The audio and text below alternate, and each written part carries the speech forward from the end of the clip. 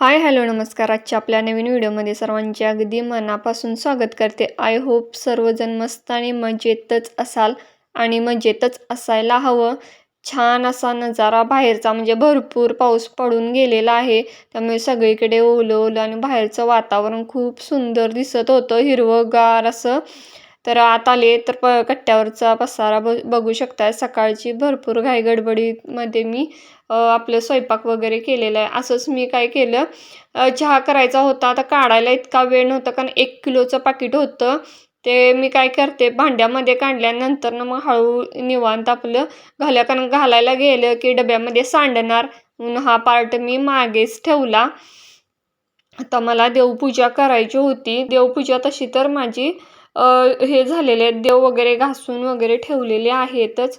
सोबतच काय केलंय, मी एका भांड्यामध्ये पाणी घेतलं होतं आणि त्यामध्ये जो काय आपण नेहमीचा रिन पावडर आहे ती घातली आणि थोडासा सोडा घातलाय आणि एवढा तेलकट दिवा झाला होता, चिकट हातात सुद्धा धरू वाटत नव्हता. आणि आज घासूया उद्या घासूया करत राहिलं तर अशा पद्धतीने पाणी उकळायला लागले आणि त्यामध्ये मी दिवा तो टाकलाय. तर हाताला सहजच ते चिकट जे काय तेलकट असतात, त्याला डाग लागलेले ते हाताने सहजच निघायला लागल्यात. आता ह्यामध्येच दिवा एक अर्धा तास ठेवेन आणि परत बाहेर काढून त्याला व्यवस्थित घासून पुसून घेईन. आता हा व्हिडिओ आहे खरं तर आपल्या संकष्टी चतुर्थीचा फार लेट आलेला आहे, त्यामुळे समजून घ्या थोडं. तर इकडे दिवा मी कायला घासणीने आपलं जे काय भांडी घासायची घासणी असते ती स्वच्छ धुवून घेतली पहिला आणि त्यानेच मी काय केलं घासून काढला. तसं तर घासायची काही इतकी गरज नव्हती, तरीसुद्धा घासूया एकदा म्हटलं. बरेच दिवसानंतर बाहेर काढलाय दिवा. कसं महिन्यातले एक 4-5 दिवस असतात आपले की देवा पुढे आपल्याला जाता येत नाही, त्या कालावधीत सगळ्यांनी मिळून दिवा लावून सगळा दिवा असा चिकाट करून ठेवला होता. आता मी पितांबरीने सुद्धा तो घासला, किती चकाचक निघालाय, अगदी व्यवस्थित निघाला. देवसुद्धा घासून पुसून माझी देवपूजा छान अशी झालेली आहे. आज एकदम मस्त आपल्या हाताने देव घासून पूजा जेव्हा होते तेव्हा मन माझं एकदम शांत होतं आणि दिवस पण माझा छान पण जातो आणि पॉझिटिव्ह एनर्जी घरात एक आल्यासारखी कुठली तरी शक्ती जाणवते.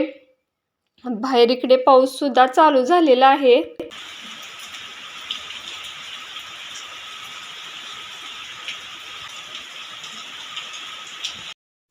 आता संकष्टी असल्यामुळे आमच्यात घरात मोदकच असतात. मी नेहमी प्रत्येक व्लॉगमध्ये दाखवते.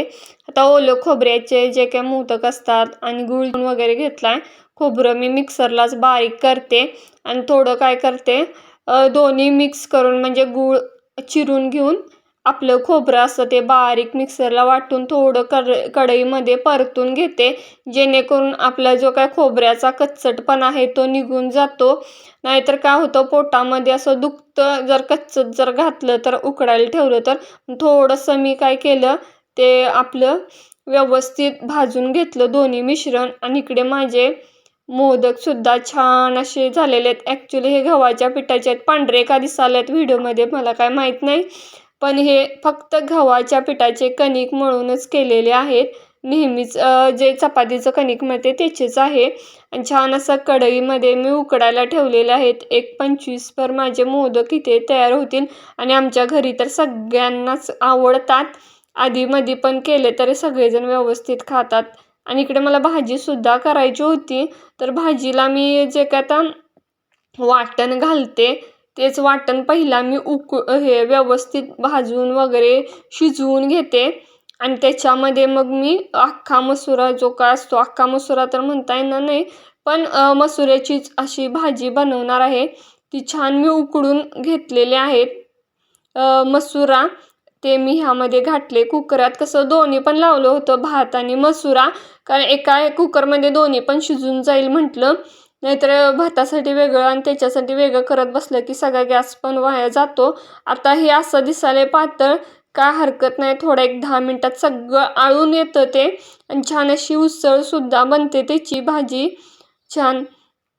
तर माझ्या इकडे 10च मिनिटामध्ये आपले मोदक उकडून झालेले आहेत. आता मी हे कढईमध्ये उकडलेले आहेत आणि एका व्हिडिओमध्ये मी तव्यामध्ये सुद्धा आपल्या दाखवले, अगदी 5च मिनिटात होता, 8 पण नाही 5 मिनिटात होतात. पण तो तवा कसं आम्ही जरा पावसाळा असल्यामुळे लोखंडी तवा असं शेकून घेण्यासाठी बाजूला ठेवलाय. त्यामुळे मी आज कढईमध्ये बनवले आणि ते काय केलं, आपला हॉटपॉट आहे चपातीचा त्यामध्ये ठेवलेत. कारण जेवायला अजून वेळ आणि गरम राहतात. ह्यामध्ये बघा वाफ पण दिसत असेल, छान अशी वाफ पण येत होती. आता इकडे माझं थोडं आवरायचं होतं आणि हा सकाळचा आहे व्हिडिओ जोडलेला. व्यवस्थित म्हटलं केस वगैरे विंचरून घेऊया आणि विंचरलं की दिवस पण फ्रेश छान वाटतो. त्यामुळे म्हटलं पहिला विंचरलं की मग बाकीचे कामं कसं रेग्युलर ह्याच्यामध्ये ही कामं म्हणजे आपली आपली आवरायची कामं राहून जातात. म्हटलं पहिलं केस विंचरली की मग स्वयंपाकघरात एंट्री करायची असं ठरवलं. आणि केस आता तर फार गळायला लागलेत माझी. पावसाळ्यात बहुतेक सगळ्यांचीच गळत असावीत, कारण तसं वातावरण पण झालं असतं आणि वातावरणामुळे सुद्धा असं गोष्टी आपल्याबरोबर घडत असतात. किती पण स्किन केअर करा आणि हेअर केअर करा, काय व्हायचं ते वातावरणाचा परिणाम आपल्या शरीरावर होत असतो. कारण आपण निसर्गातूनच हे झालेला असतो, जन्म घेतलेला असतो.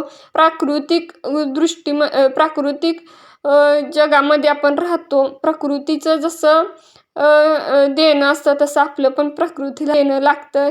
तसंच आपल्याबरोबर ते निसर्ग करत असतो. त्यामुळे ह्या गोष्टींना फेस करावंच लागतं.